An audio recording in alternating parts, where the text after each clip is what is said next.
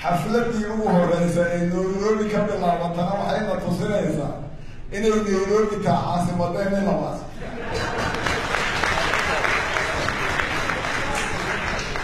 marka waxaan leenahay shacabka reer Kenya iyo dowladana waxaan leenahay ogaada saldhigyadii labaadaad tihiin marka nala qaybsada farxadda iyo reereynta waxaana idinkugu hambalyeeynaa sida dadka Soomaaliyeed soo dhaweyseen.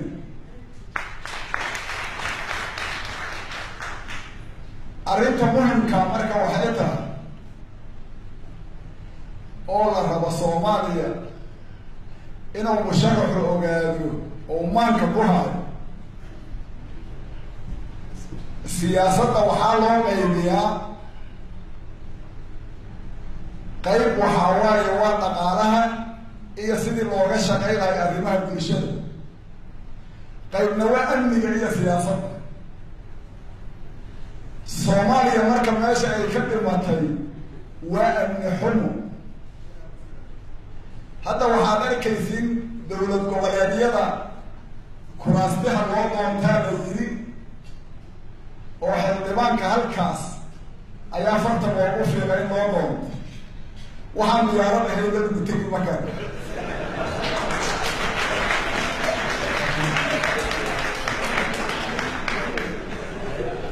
marka waxay kaa rabtaa inaad wixii kuu ololay lahay adoo xildhibaan doonaayo hal diyaarad inaad buuxisay kaa rabtaa.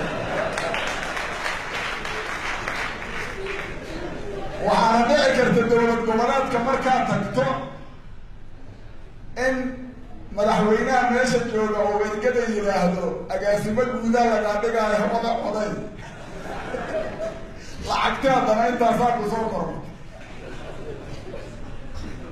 runtii waxaan ku tashaynaa 40 sano hadday dhammaato waxay ahayd in xildhibaan sumcad leh uu soo baxo dadkiisa shacabkiisa ay soo doorteen.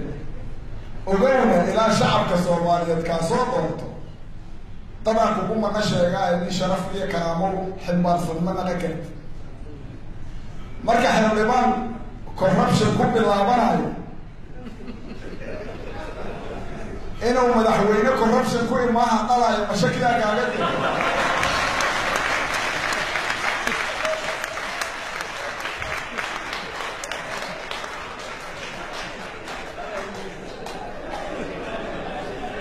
taas marka anagoo amni la-aantaas diyaarad gaadiidkeena ay diyaarad uruyahay. haddana haddii aad amni haysato siyaasad waa ka maarmay oo ninkii qaylsha waa soo xiri. haddaad amniga ka adagta ninkii ku dhibaaya waa baqaa xabsigaa geeyi. laakiin haddaadan amni haysan nin kasta waa kula cilaaqtama waxba kama keeni kara. maxaa yeele waxaad haysano male beeshi wax ku meeya. haddaan dhaqaala haysana arrimaha bulshada waxbaad ka qaban kartaa oo dadku biyo xumaan haysa haddaad dhahdo ceel ha loo qoraan dhahe. marka niman yahow dowlad corruption ku bilaabatay annaga amni nooma keeni kartee doorkaan aan waxa dhiman in dad badan ay codeeyaan 2 milyan waa coday kartaa.